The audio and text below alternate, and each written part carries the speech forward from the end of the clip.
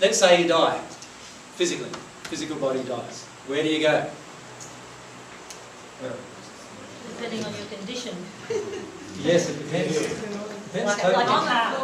Depending on your level of vibration, you link with a similar vibration. But what's this vibration thing? Well, an energy or What is it really? an awareness, I don't know. Simplify it. Motion. Goes to simple. It's about how much love you have, isn't it? You think about it, every terminology of light or vibration, right? You hear these people call themselves light workers. Right? Let your light shine between. What are we really talking about? We're talking about. So, where you go depends totally upon how much love you are reflecting in your soul. Now, it's not your definition of what love is. It's there are places in the spirit world. Best place, I'm going to draw them linearly, right, as a line, if you like, in the two-dimensional space. But in reality, they are multi-dimensional spaces. 1, 2, 3, 4, 5, 6. How many of you think there's 7? Have you read any spiritual material? Most people don't. Most people say there's 7. There's actually not 7. There's actually 22 so far now. Current day mathematics using supercomputers can actually describe the existence of these dimensions. These dimensions are described mathematically currently. Up to a certain point, because the computational power to do it mathematically is quite high requirements. Let's look at what's happening with it. If my soul reflects love, then I will pass into a more loving dimension than if my soul reflects other emotions of hatred, envy, strife, jealousy, and so forth. Does that make sense to you? Yeah. Okay. Now there are 2 forms of progression in love. One form of progression is limited at the 6th sphere. So I'm going to draw a line across there, and I'm going to draw little sort of dots down here. Bear in mind, these dimensions are not separated like with a line down the middle. Right? I'm just representing it diagrammatically. There are 2 paths of progression. And the 2 paths of progression are called the natural love path and the divine love path. So I need to define natural love and define divine love, yes? Natural love is the love that you emanate from your own soul, that is totally under your control, using your free will. Divine love is the love that God emanates from her soul and can give to you as an individual. Do you see the difference? One of these types of love is coming from within yourself. The other type of love is coming from God. You can develop, if you develop in divine love, you will automatically have to develop in natural love as well. So the divine love path, if we can call it that, encompasses the natural love path of progression as well. Now, if you decide to be self-reliant,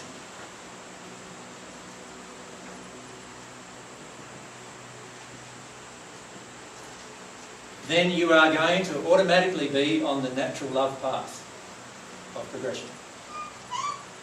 Because to connect with God, you need to become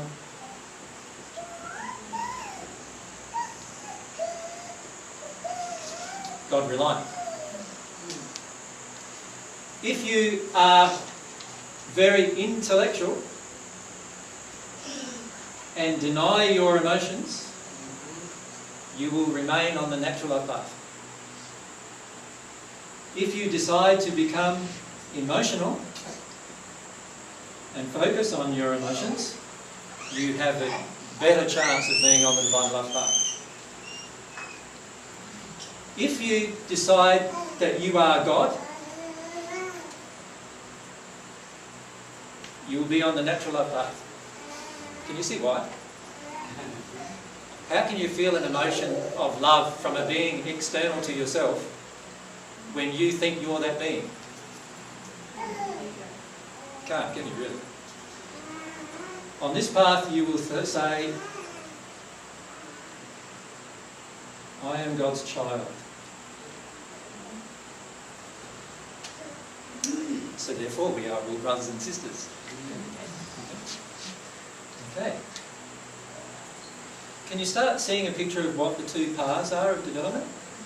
Both paths involve the dirty word nowadays called morals.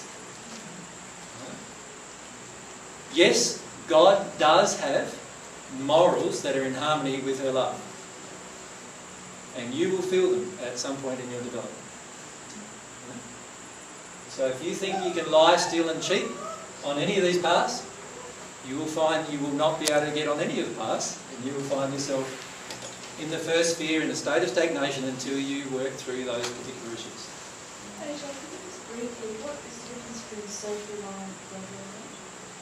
Self-reliance is when I only trust myself to determine truth.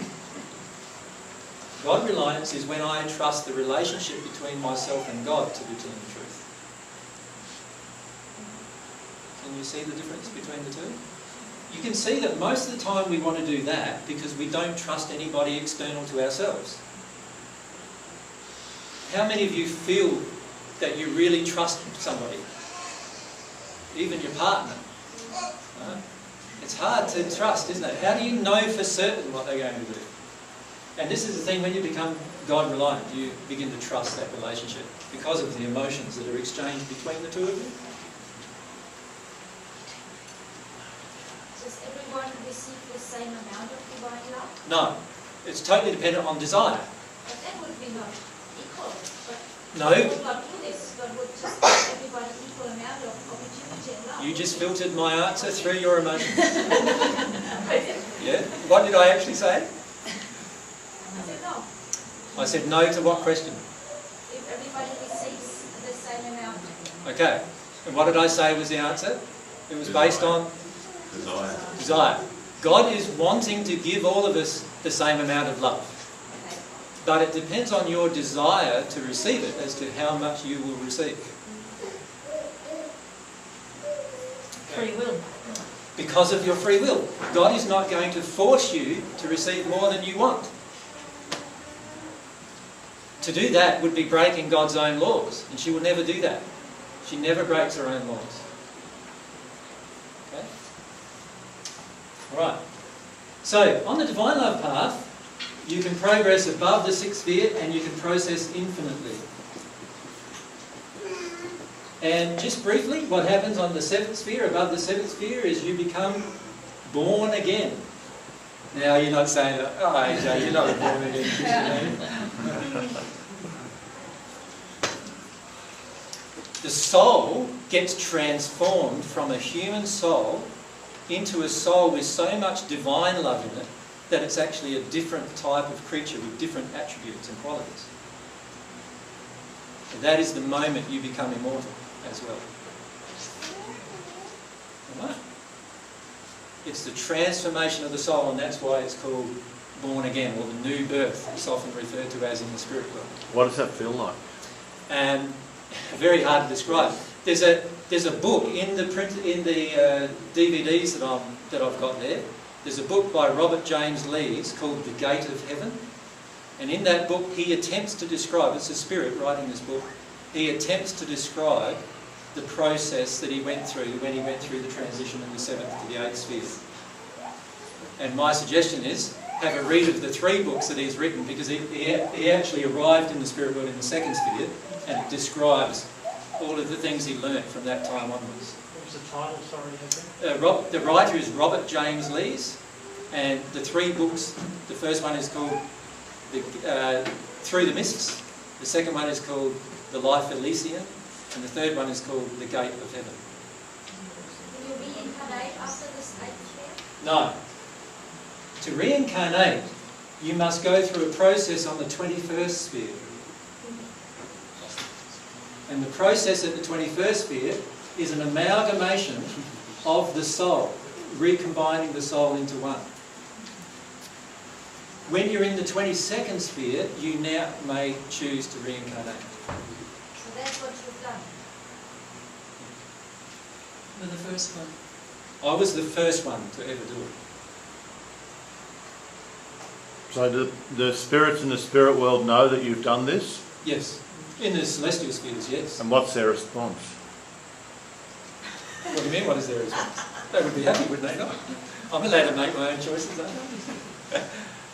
What are you getting at? Well, I mean, are they curious about your experiences, or do they want to learn from you, or? It depends what spirits you're talking to. Like, there are spirits in the 6th sphere who believe they can reincarnate without going through this process. And those particular spirits will never reincarnate as a result, while they hold on to those beliefs. And I don't need to reincarnate.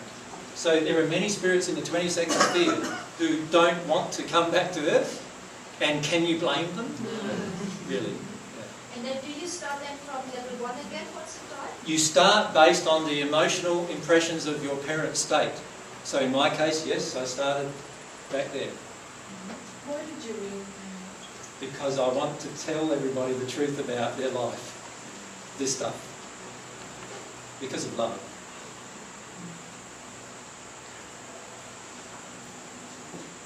Is this the same as what you were saying before? Yes. I didn't know about the 21st sphere and the soul union though, back then. So I didn't teach the soul union. I did know about soulmates, but I didn't know about the soul union. I'll just add a question there. There's books by James Paget where Jesus channeled in 1914 to 1924, which are probably on that. They're all on the CDs and too. that there explains that he tried to teach the teachings to us on earth through those books and the channelings in 1914, Yeah. but it didn't go like a fire through earth. So quite a number who have returned wrote the messages that you can read that were written in 1914. And they're all on the CDs too, if you want. Amazing. Yeah. So the soul needs to go through this soul union process. So I'll just write that down. That's what the spirits call it at that sphere, the soul union process. Right? And it's the soul union process that allows the soul to recombine into one. And once the soul has recombined into one, then it has lots of choices available to it, far more than the half of the soul has. The half of the soul needs a body to have sensory input. Do you understand what I meant by that? So right now on Earth, the reason why you've got a physical body is because you need this physical body to interact with the physical world so that your soul can actually absorb the experience. When you're in the spirit world, you will have your spirit body that you use. And to you, it will feel the same as your material body feels now. You can go up and hug another spirit, for example. Right? You even have sexual relationships in the spirit world. Does it feel as good? It feels good. It feels better. You get all those other senses to experience. Exactly. Exactly. It feels better. Vibration. Feel it an energy or What is it really? an awareness, I don't know. Simplify it. Motion. Go simple, simple. It's about how much love you have, isn't it? You think about it, every terminology of light or vibration, right? You hear these people call themselves light workers. Right? Let your light shine between. What are we really talking about? We're talking about. So, where you go depends totally upon how much love you are. I'm going to draw them linearly, right, as a line, if you like, in a two-dimensional space. But in reality, they are multi-dimensional spaces. 1, 2, 3, 4, 5, 6. How reflecting in your soul. Now, it's not your definition of what love is. It's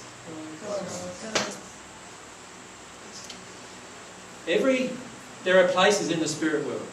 Best place, let's say you die, physically, physical body dies. Where do you go? Depending on your condition. Yes, it depends. Depends Like totally. a car. Depending on your level of vibration, you link with a similar vibration. But what's this